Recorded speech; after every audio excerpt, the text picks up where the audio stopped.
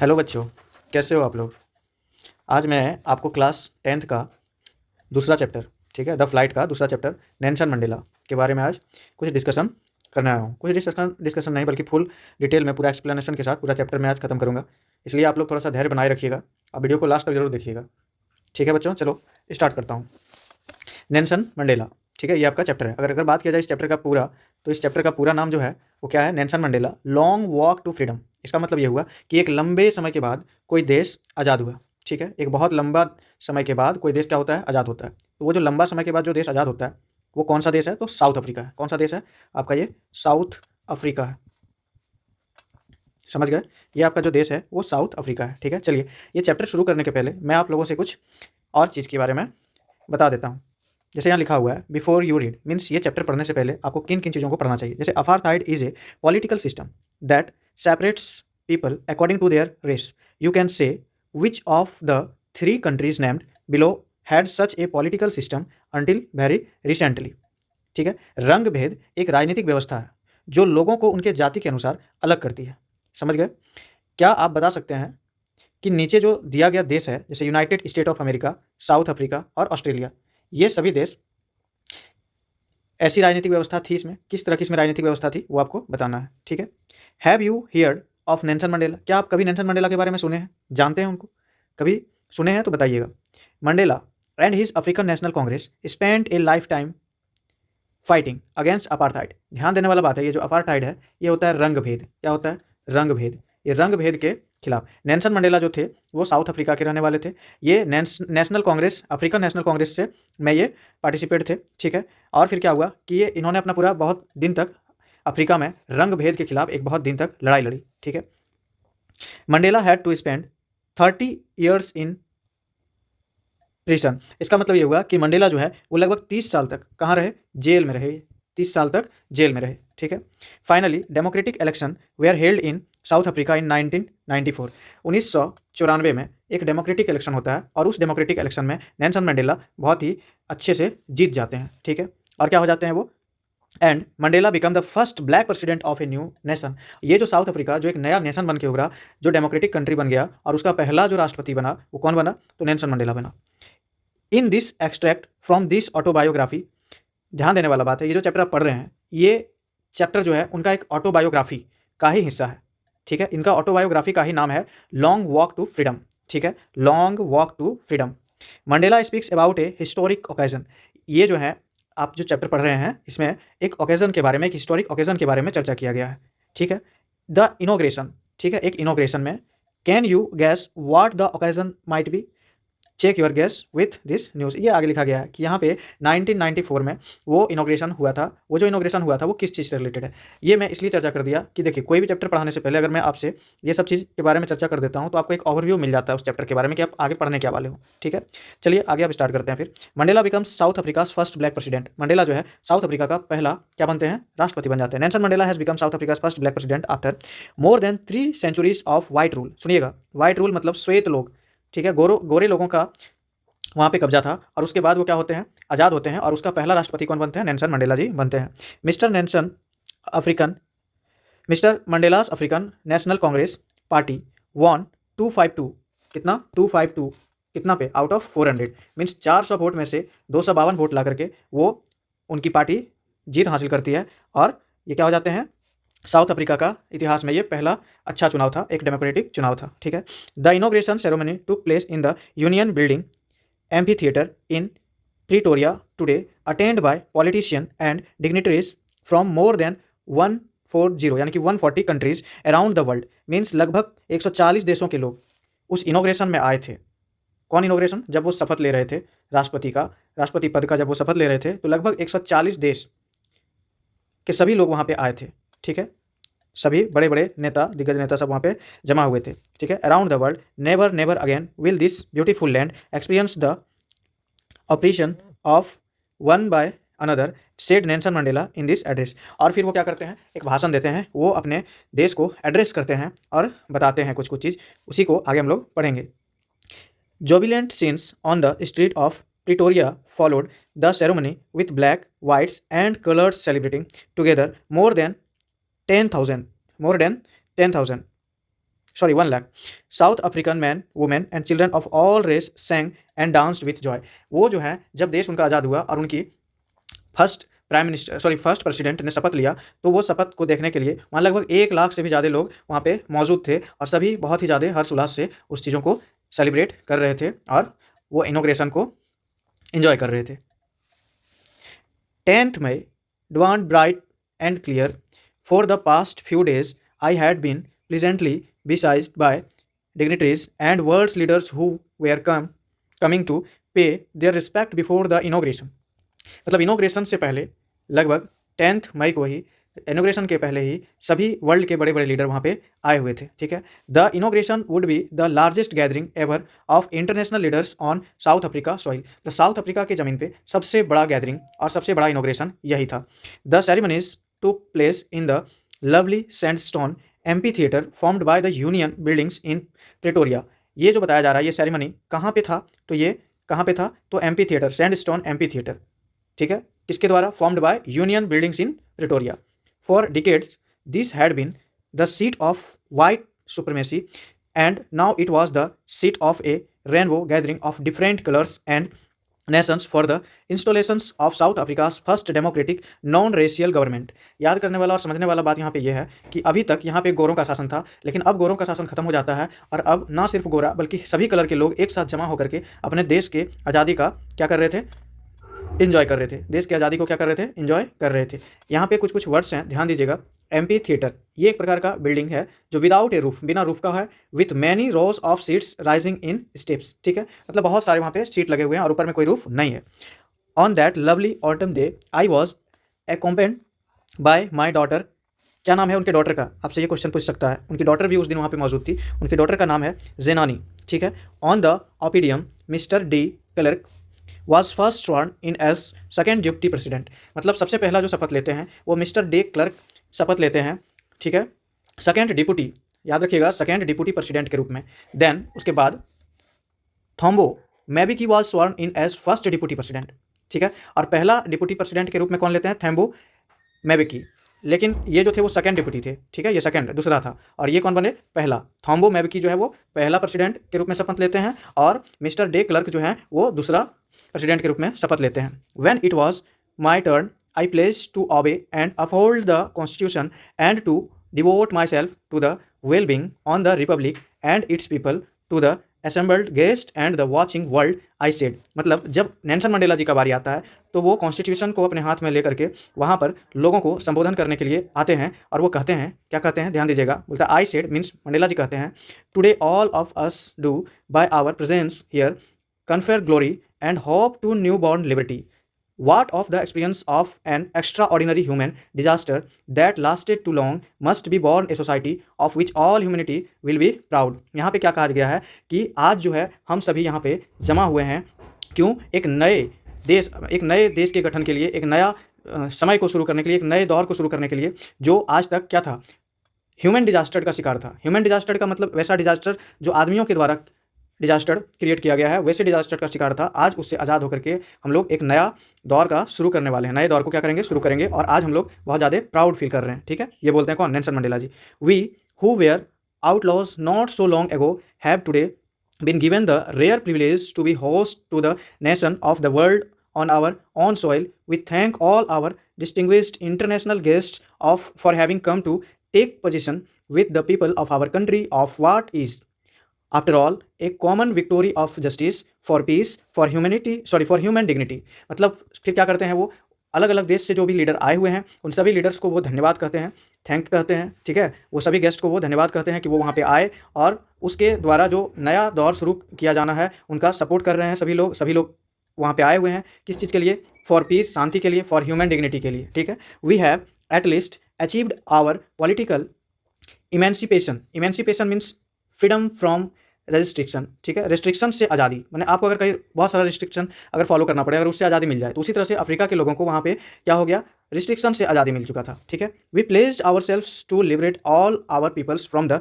Continuing bondage of poverty. फिर क्या है, deprivation, suffering, gender and other discriminations. ठीक है, ये बोल रहे हैं कि हम सभी लोग क्या हुए थे, अलग अलग चीज़ों को फेस कर रहे थे, तरह तरह की चीज़ों को फेस कर रहे थे, मतलब तरह तरह की नीतियों के खिलाफ, रंग भेद की नीतियों का हम लोग सामना कर रहे थे, और भी ना जाने जेंडर के हिसाब से और भी तरह तरह की चीज़ों को हम लोगों को क्या करना पड़ रहा था, फेस करना पड़ रहा था। ठीक है, इन सभी चीज़ों से अब क्या हो चुका है, उनको आज़ादी मिल चुका है। Never never and never again shall it be that is beautiful land will again experience and operations of one by another. याद रखने वाला बात यहाँ पे ये कहा गया है, ये ऑपरेशंस का मतलब क्या है कि जब कोई किसी के ऊपर उत्पीड़न करे, उत्पीड़न करने वाला ऑपरेशंस, तो बोलता है कि never never and never again, मतलब कभी नहीं ऐसा होगा। Shall it be that is beautiful land will again experience, मतलब इस ब्यूटीफुल लैंड में अब कभी ऐसा नहीं होगा जो यहाँ पे लोगों को कोई उत्पीड़न करे। ठीक है, क्या करे, उत्पीड़न करे। डेप्रीवेशन का मतलब क्या होता है, state of not having one's rightful of benefit. ठीक है, ये सब हम बताते चले जा रहे हैं आप लोगों को कुछ कुछ मीनिंग। डिस्क्रिमिनेशन का मतलब बीइंग ट्रीटेड डिफरेंटली और अनफेवरेबल। ठीक है, the sun shall never set on so glorious a human achievement, let freedom reign, God bless Africa. यहाँ पे ये बोला गया है कि मानव जाति की इतनी गौरवशाली उपलब्धि पर सूरज कभी अस्त नहीं होगा। क्या नहीं अस्त होगा, सूरज कभी अस्त नहीं होगा। स्वतंत्रता की जय हो, ईश्वर अफ्रीका को आशीर्वाद दे। ईश्वर क्या करे, अफ्रीका को आशीर्वाद दे। ठीक है, चलिए आगे स्टार्ट करते हैं। ए फ्यू मोमेंट लेटर, कुछ ही क्षण के बाद, a few moment later we sell lifted our eye in way all as a spectacular array of South African jets, helicopters and troop carriers rode in perfect formation over the Union Buildings. मतलब कुछ ही क्षण के बाद हम सभी लोगों का आंख ऊपर की तरफ, आसमान की तरफ देखा गया। ठीक है, आंखों से आसमान की तरफ देखा गया, या देखे वहाँ पे क्या दिखा उन लोगों को, वहाँ पे अफ्रीकन जेट्स, हेलीकॉप्टर्स और कई सारे ट्रूप्स कैरियर एकदम बहुत ही अच्छे से गरज रहे थे, दहाड़ रहे थे। ठीक है, कहाँ पे, तो over the Union buildings, union building के ऊपर। It was not only A display of pin point precision and military force, but a demonstration of the military's loyalty to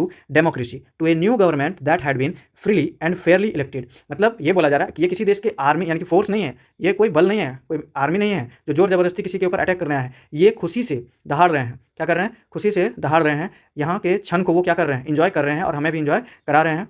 ये जो है ना, एक फ्री और फेयरली इलेक्टेड इलेक्शन को, ठीक है, एक फ्री एंड फेयर इलेक्शन को क्या कर रहे हैं, इंजॉय कर रहे हैं। ठीक है, only moments before the highest general of the South African defence force and police their chest bedecked with ribbons and medals for days gone by, salute me and pledged their loyalty. I was not unmindful of the fact that not so many years before they would not have saluted but arrested me। मतलब अब क्या होने लगे कि जैसे ही उन्होंने शपथ ग्रहण किया, अब वहाँ पे क्या हुआ कि वैसे पुलिस जो उनको अरेस्ट करते थे कुछ दिन पहले, आज वही पुलिस बल उनको क्या कर रहे हैं, सैल्यूट कर रहे हैं। क्या कर रहे हैं, उनको सैल्यूट कर रहे हैं। ठीक है, finally a chevron of Impala jets left a smoke trail of the black, red, green and blue and gold of the new South Africa flag। अब जो है वो साउथ अफ्रीका का न्यू फ्लैग के रूप में क्या कर रहे हैं, वहाँ पे अफ्रीकन जो जेट्स थे वो धुआं निकाल रहे थे। ठीक है, ध्वज के काले, लाल, हरे, नीले और सुनहरे रंगों का धुआं छोड़ते हुए एक लकीर छोड़ दिए। ठीक है, मतलब ये जेट्स के बारे में पूरा एक्सप्लेन करके बता रहे हैं अपने इस ऑटोबायोग्राफी में। समझ गए। The day was symbolized for me by the playing of our two national anthems and the vision of whites singing। क्या है, नकोसी, क्या नाम है, नकोसी सिकली, नकोसी सिकले। ठीक है, इसका मतलब मेरे लिए वह दिन हमारे दोनों राष्ट्रगानों के बजने और गौरों को क्या था, सुनना था। गौर, अश्वेत और गोरे, यहाँ पे याद रखिएगा, अश्वेत लोग किनको कहा गया है, वैसे लोग जो काले थे, और जो गोरा था उनको श्वेत कहा गया है। ठीक है, यहाँ पे क्या बोला गया है, यहाँ से सुनिएगा फिर से एक बार। The day was symbolise for me by the playing of our two national anthem. ठीक है, मेरे लिए वह दिन हमारे दोनों राष्ट्रगानों के बजने और गौरों को, ठीक है, तथा अश्वेतों को गणतंत्र के पुराने राष्ट्रगान गाते दिखने, दोनों समूह को राष्ट्रगान सुनने। एक मिनट, थोड़ा सा रुकिएगा।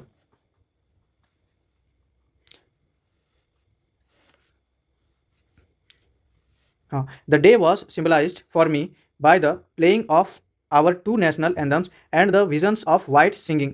ठीक है, ये याद रखना है आपको। ये जो सिंगिंग है वो कौन सा सिंगिंग था, ये सिंगिंग था नकोसी सिकलेल अफ्रीका। ठीक है, Nkosi Sikelel Africa. And black singing Die Stem, black singing Die Stem. ठीक है, the old anthem of republican, although that they neither group knew the lyrics of the anthem they once despised, they would soon know the words by the heart. ठीक है, यहाँ पे वही बोला गया है कि हालांकि उस दिन दोनों समूहों को उस राष्ट्रगान के बोल नहीं पाते थे जिसे वे कभी तुच्छ समझते थे, लेकिन जल्दी ही वे उसके बोल कंठस्थ हो जाएंगे। ठीक है, आगे बढ़ते हैं। On the day of the inauguration I was overwhelmed with a sense of history in the first decade of the 20th century, a few years after the bitter Anglo-Boer War and before my own birth, the white-skinned peoples of South Africa passed up their difference and erected a system of racial dominations against the dark-skinned people of their own land. ठीक है, उद्घाटन के दिन मैं means Nelson Mandela, उद्घाटन के दिन मैं इतिहास की अनुभूति से अनुभूत था। ठीक है, बोलता है कब, तो 20वीं शताब्दी में, यहाँ पे 20th century, in the first decade of 20th century, मतलब 20वीं शताब्दी के 10 वर्षों तक, 20वीं शताब्दी के 10 वर्षों तक, a few years after the bitter Anglo bore war, क्या बोला जाता है, 20वीं शताब्दी के पहले दशक में भीष्म एंग्लो बोर युद्ध के कुछ वर्षों बाद और मेरे जन्म से पहले, मीन्स नेल्सन मंडेला जी के जन्म से पहले, दक्षिण अफ्रीका श्वेत चमड़ी वाले लोगों ने अपने मतभेदों के सुलझाए और अपनी ही भुत्ती के काले चमड़ी वाले लोगों के बारे में क्या कर रहे थे, उनके ऊपर वो रूल कर रहे थे। The structure they created formed the basis of one of the harshest most inhuman societies the world has ever known. Now in the last decade of the 20th century and my own 8th decade as a man that system had been. देखिए ये सारा चीज़ जो है ना, वही चीज़ के बारे में बोला गया है जो उस समय जो श्वेत लोग थे वो कालों पर, ठीक है, यानी कि ब्लैक्स पर क्या कर रहे थे, अत्याचार कर रहे थे।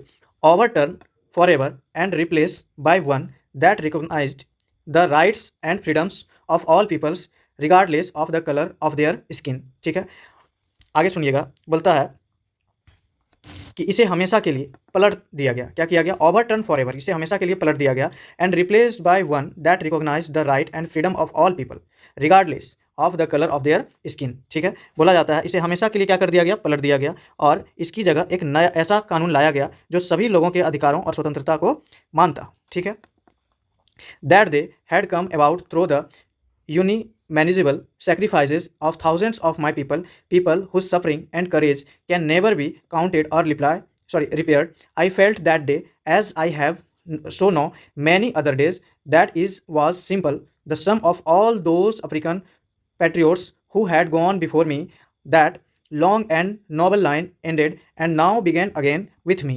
I was pained that I was not able to thank them and that they were not able to see what their sacrifices had worth। यहाँ पे वर्थ का मतलब क्या हो गया, ओल्ड फैशन, फॉर्मल वर्ड। ठीक है, ओल्ड फैशन के बारे में यहाँ पे वर्थ वर्ड यूज़ किया गया है। यहाँ से यहाँ तक ये बोला गया है, सुनिएगा, बोलता है कि दैट डे, वह दिन मेरे हजारों लोगों के, ठीक है, बलिदान के कारण आया था। वो जो दिन था वो बहुत सारे लोगों के बलिदान के कारण ही वह दिन आया था जिस दिन वो शपथ ले रहे थे, वो ऐसा अपने लोगों को कहते हैं। ठीक है, यहाँ पे मतलब जो सेक्रीफाइस दिया, जिन लोगों ने बलिदान दिया अपने उस देश के लिए, उन सभी लोगों को वो थैंक्स कहते हैं कि उन सभी की वजह से ही नेल्सन मंडेला जी आज वहाँ पे शपथ ले रहे हैं। ठीक है, the policy of apartheid created a deep and lasting wound in my country and my people. All of us will spend many years if not generations recovering from that profound hurt, but the decades of oppression and brutality had another unintended effects, and that was that it produced the Oliver Tambos, the Walter Cecils, the Chief Lethulis, the Yusuf Dadus, the Bram Fishers, the Robert Spokes of our time, man of such extraordinary. ये उन सभी के नाम को बोल रहे हैं, बोलते हैं कि रंग भेद के नीति ने मेरे देश और मेरे जनता में एक गहरा और अस्थायी घाव छोड़ा है। यह सभी को उस गहरे दर्द से उबरने में कई साल, शायद पीढ़ियां लग जाएगी। ठीक है, क्या बोल रहे हैं, शायद इसमें कई सारे जनरेशन लग जाएंगे, कई पीढ़ियां लग जाएंगी। ठीक है, लेकिन दशकों के उत्पीड़न और क्रूरता का एक और अनचाहा प्रभाव भी पड़ा, और वह यह था कि वह हमारे समय के ओलिवर टेम्बो, क्या नाम बोला गया है, ओलिवर टेम्बो, ध्यान दीजिएगा ये नाम थोड़ा, ओलिवर टेम्बो। उसके बाद बोला गया है वाल्टर सिसुल, चीफ लुथिली, यूसुफ दादू, ब्रैम फिशर, रॉबर्ट सोबुकवे जैसे असाधारण व्यक्तियों को जन्म दिया। ठीक है, आगे सुनिएगा, courage, wisdom and generosity, courage, wisdom and generosity मतलब साहस, बुद्धिमत्ता और उदारता। That their like many never be known again, perhaps it required such defeats of operation to create such height of character. My country is rich in the mineral and gems that lie beneath its soil. Thus, it have always known that its greatest wealth is its people. Finer and truer than the purest diamond. यहाँ तक क्या बोला गया है समझिएगा। बोला गया है साहस, बुद्धिमत्ता और उदारता जिसने जैसा शायद फिर कभी ना मिले, मतलब इनके जैसा फिर उनको कभी कुछ ऐसा ना मिले। शायद इतने गहरे दमन से ही ऐसे उच्च कोटि के चरित्र का निर्माण होता है। बोलता है हमारे देश अपनी मिट्टी के नीचे दबे खनिजों और रत्नों से समृद्ध है, लेकिन मैं हमेशा से जानता आया हूँ। ये खुद बोल रहे हैं, कौन बोलता है? आई हैव ऑलवेज नॉन, मैं हमेशा से जानता आया हूँ। क्या जानते आए हैं? नेल्सन मंडेला जी अपने बारे में बोल रहे हैं, मैं हमेशा से जानता आया हूँ, ठीक है, कि इसकी सबसे बड़ी दौलत इसके लोग हैं और शुद्धतम हीरों से भी कहीं अधिक उत्तम और सच्चे हैं। समझ गए? यहाँ तक बोला गया है। It is from this comrades in the struggle that I learn the meaning of courage time and again. I have seen men and women risk and gave their lives for an idea. I have seen men stand up of attacks and torture without breaking, showing a strength and resilience with defies in imagination. I learned that courage was not the absence of fear, but the triumph over it. The brave man is not he who does not feel afraid, but he who conquer that fear. यहाँ से यहाँ तक इस paragraph में क्या बोला गया है समझिएगा। It is from this comrades, मतलब संघर्ष में इन्हीं, कॉमरेड मतलब साथी, संघर्ष में इन्हीं साथियों से मैंने साहस का अर्थ सीखा। बार बार, क्या क्या? बार बार, टाइम एंड अगेन। बोला गया है कि बार बार मैंने पुरुषों और महिलाओं के एक विचार के लिए अपनी जान जोखिम में डालते और कुर्बान करते देखा। मैंने पुरुषों को हमलों और यातनाओं का सामना करते हुए बिना टूटे देखा, ठीक है। उनकी शक्ति, उनकी सहनशीलता, उनके साहस, ये सभी के बारे में, मतलब उनकी बहादुरी के बारे में यहाँ बहुत अच्छे से डिफाइंड किया गया है। बोला गया है कि मैंने सहनशीलता से सीखा कि साहस भय का अभाव नहीं, साहस भय का अभाव नहीं, ठीक है, बल्कि उस पर विजय है। बहादुर वह नहीं है, यहाँ पे बहुत इंपॉर्टेंट है, the brave man is not he who does not feel afraid. तो बहादुर वह नहीं है जिसे भय नहीं, बहादुर वह नहीं है जिसे भय नहीं लगता, बल्कि वह है जो भय पर विजय प्राप्त करता है। यह इंपॉर्टेंट बात हमेशा याद रखिएगा। किनके द्वारा कहा गया? ये नेल्सन मंडेला जी के द्वारा कहा गया। No one is born hating another person because of the colour of his skin और हिज बैकग्राउंड और his religion. People must learn to hate, and if they can learn to hate, they can be taught to love, for love comes more naturally to the human heart than its opposite, even in the grimmest time in prison, ठीक है, prison, when my comrades means साथी, and I were pushed to our limits, I would see a glimmer of humanity in one of the guards, perhaps just for a second, but it was enough to reassure me and keep me going. Man's goodness is a flame that can be hidden but never extinguished. यहाँ पे जो बोला गया है सुनिएगा, यहाँ से यहाँ तक मीन्स इस पैराग्राफ में क्या कहा गया है? बोला गया है कि no one is born hating another person because of the colour of his skin. मतलब किसी भी आदमी के रंग, मान लीजिए जन्म से ही कोई काला कोई गोरा पैदा होता है, इसका मतलब ये नहीं कि उसके काले या गोरे होने पे उस पर क्या किया जाए? अत्याचार किया जाए, ठीक है। ऐसा नहीं कि वो काला हुआ तो उस पर हम अत्याचार करें, ठीक है। आगे चलें। फॉर हिज रिलीजन, उसके हम धर्म के लिए। People must learn to hate and if they can learn to hate they can be taught to love. मतलब ऐसा नहीं है कि आदमी में हेट ना हो, नफरत ना हो, नफरत हो, लेकिन नफरत के साथ साथ उसमें प्यार की भी भावना हो। क्या हो? उसमें प्यार की भी भावना हो, उसमें ह्यूमैनिटी हो, उसमें ह्यूमन हर्ट हो, जानवरों का हर्ट ना हो, ह्यूमन हर्ट हो। समझ रहे हैं? ये सारा चीज़ वो क्या कर रहे हैं? एड्रेस कर रहे हैं अपने पास बैठे जनता को, ठीक है, या लोगों को। बोलता है in life every man has twin obligation to his family, to his parents, to his wife and children, and he has an obligation to his people, his community, his country in a civil and human। इसका मतलब यह है कि अगर किसी भी आदमी के जीवन में दो चीज़ होता है, कितना होता है? दो चीज़। ट्विन मीन्स दो, डबल, दो ठो। क्या होता है? पहला ऑब्लिगेशन क्या होता है? अपने परिवार के लिए, अपने माता पिता के लिए, अपने वाइफ के लिए, अपने बच्चों के लिए। जबकि दूसरा जो ऑब्लिगेशन होता है वो अपने देश के लिए, अपने कम्युनिटी के लिए होता है, अपने सिविलियन के लिए होता है। समझ गया? Society, each man is able to fulfil this obligation according to his own inclinations. And inclinations का मतलब क्या होता है? Natural tendencies of behaviour. What is the meaning of inclinations? Natural tendencies of behaviour. बोलता है society, each man is able to fulfil those obligation according to his own inclinations and abilities, but in a country like South Africa it was almost impossible for a man of my birth and color to fulfill both of those obligations। आगे बोलता है in South Africa a man of color who attempted to live as a human being was punished and isolated। in South Africa a man who tried to fulfill his duty to his people was inevitable. Inevitable का मतलब होता है अनअवॉइडेबली, ठीक है। ripped from his family and his home and was forced to live a life apart, a twilight extinguish of a secrecy and rebellion. ठीक है, I did not it in the beginning choose to place my people above my family, but in attempting to serve my people, I found that I was prevented from fulfilling my obligation as a son, a brother, a father and a husband.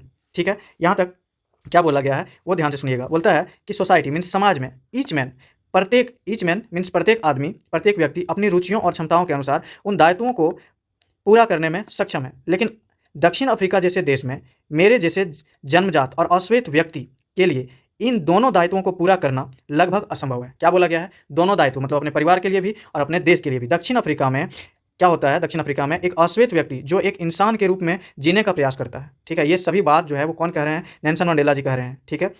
उसे दंडित और अलग थलग कर दिया जाता है। क्या कर दिया जाता है? उसे दंडित और अलग थलग मीन्स अपार्ट, अपार्ट मतलब अलग थलग, ठीक है, अलग थलग उनको कर दिया जाता है, ठीक है। इन दोनों चीज़ों को कभी पूरा उसको करने नहीं दिया जाता। उन्हें एक एकांत जीवन व्यतीत करने के लिए मजबूर कर दिया जाता है।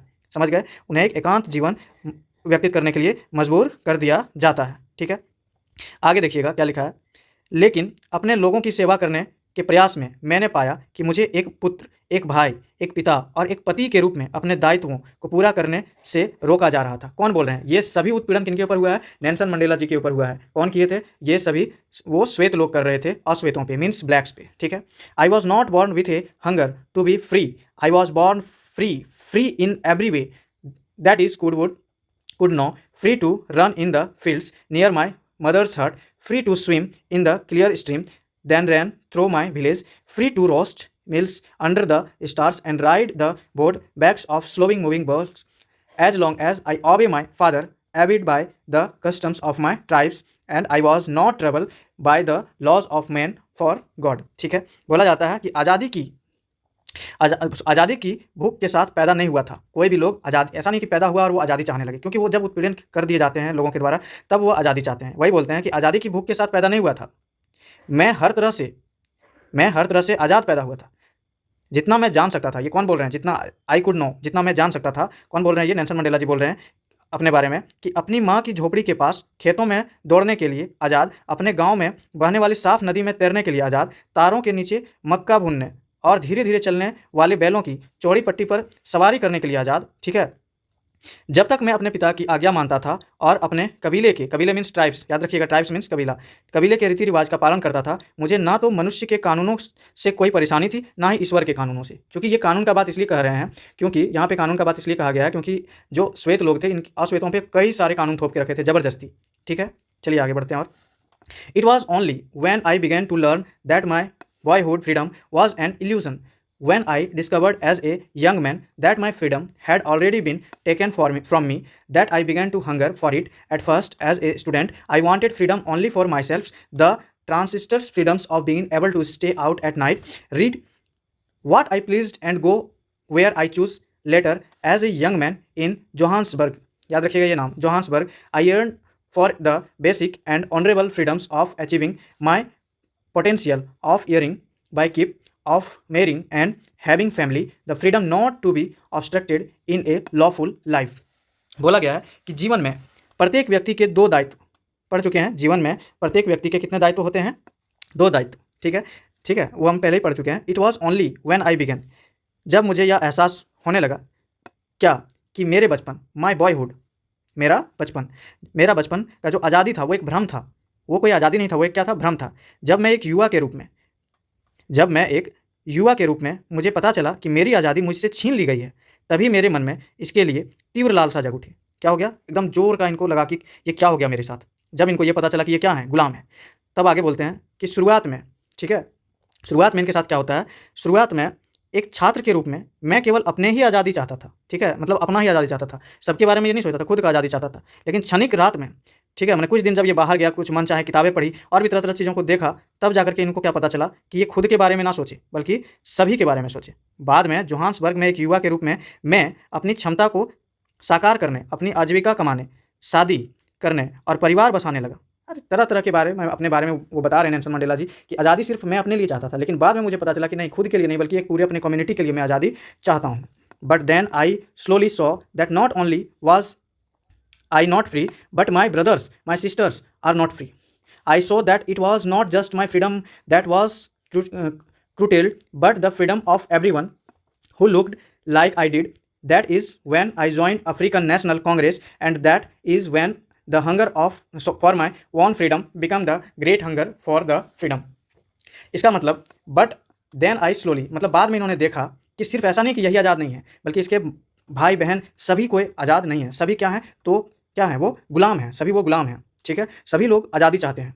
तब बाद में इन्होंने क्या किया कि ज्वाइन किया, अफ्रीकन नेशनल कांग्रेस को ज्वाइन किया, और अफ्रीकन नेशनल कांग्रेस को ज्वाइन करके वो आज़ादी की लड़ाई में आगे बढ़े, ठीक है। Of my people, it was this desire for the freedom of my people to live their lives with dignity and self respect that animated my life, that transformed a frightened young man into a bold one, that drove a law-abiding attorney to become a criminal, that turned a family-loving husband into a man without a home, that forced a life-loving man to live like a monk.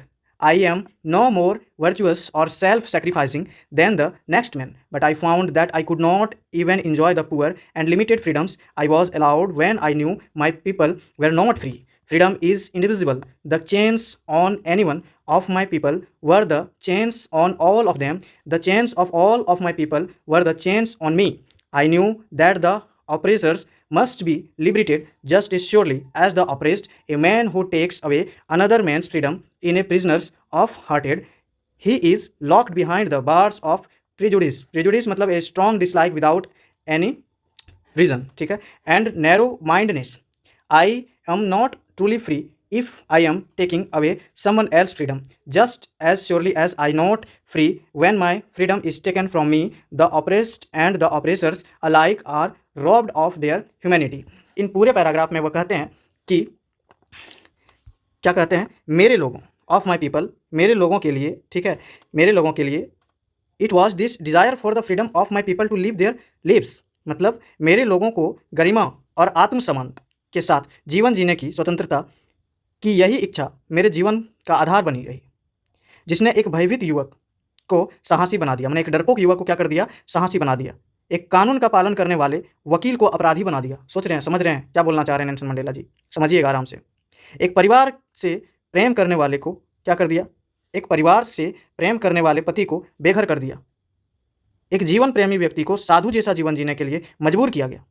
मैं किसी और से अधिक गुणी या आत्मत्यागी नहीं हूँ, लेकिन मैंने पाया कि जब तक मुझे यह पता था कि मेरे लोग स्वतंत्र नहीं हैं, तब तक मैं अपनी सीमित स्वतंत्रता का भी आनंद नहीं ले सकता था। मीन्स ऐसा नेल्सन मंडेला जी कहते हैं कि खाली मैं आज़ाद होकर के मैं क्या ही कर लेता, मैं अपने पूरे कम्युनिटी को, मैं अपने पूरे देशवासियों को आज़ाद करना चाहता था, ठीक है। मैं जानता था कि उत्पीड़क को भी जितने ही मुक्ति मिलनी चाहिए उतना ज़्यादा वो छीनता जा रहा था। उत्पीड़क मीन्स जो लोग उत्पीड़न कर रहे थे, सॉरी, जो जिसके ऊपर उत्पीड़न हो रहे थे, ठीक है। ये दो वर्ड याद रखिएगा, ठीक है, एक है ऑप्रेस्ड एंड द ऑपरेसर्स, ठीक है। आगे बोलता है, सुनिएगा ध्यान से, कि जब मैं जानता था कि जो उत्पीड़क, जो, सॉरी, फिर से आराम से सुनिएगा, थोड़ा सा ज़्यादा बड़ा पैराग्राफ है इसीलिए थोड़ा सा लेट लग रहा है आपको। मैं बढ़िया से समझाता हूँ कि I knew that the oppressor must be liberated just, मैं जानता था कि उत्पीड़क को भी उतनी ही मुक्ति मिलनी चाहिए जितनी उत्पीड़क को, मतलब जो उसके ऊपर उत्पीड़न कर रहा था उसको भी आज़ादी मिलना चाहिए, और जिसके ऊपर उत्पीड़न हो रहा था उनको भी आज़ादी मिलना चाहिए, ठीक है। जो व्यक्ति दूसरे की स्वतंत्रता छीनता है वह घृणा का कैदी होता है। क्या बोला जा रहा है, जो व्यक्ति दूसरे का स्वतंत्रता छीनता है वो क्या होता है, घृणा का कैदी होता है। ये सारा चीज़ बोला गया है इस पूरे पैराग्राफ में, ठीक है। चलिए, तो ये आपका लास्ट ये था। अगर माना जाए तो इस पूरे चैप्टर में क्या आप लोग समझे, सारा यहीं पे दिया हो गया है। इसमें यही दिया गया था कि साउथ अफ्रीका जो है वो क्या हो चुका था, आज़ाद हो चुका था, ठीक है। और फर्स्ट बार डेमोक्रेटिक चुनाव हुआ, ठीक है, इलेक्शन हुआ, और जिसमें चुनाव जीत गए कौन, नेल्सन मंडेला जी के पार्टी, क्या नाम था उनका, अफ्रीकन नेशनल कांग्रेस। और वो ओथ ले रहे हैं, शपथ ग्रहण कर रहे हैं राष्ट्रपति के रूप में। और वो ये जो आप पढ़े वो उनका क्या था, ऑटोबायोग्राफी था, उसी में से ये चैप्टर उठा करके आपका लिया गया था। और इसमें वो जो चीज़ अपने भाषण में बोले वो सारा भाषण वाला चीज़ ही इसमें दिया गया था। आप लोग बताइएगा ये जो चैप्टर मैंने पढ़ाया आप लोगों को वो कैसा लगा। क्या आपको ऐसे ही इतना ही डिटेल में पढ़ना है? मैं सारे चैप्टर को एक एक करके लाता जाऊँगा, आप लोग सपोर्ट करते रहिएगा। धन्यवाद।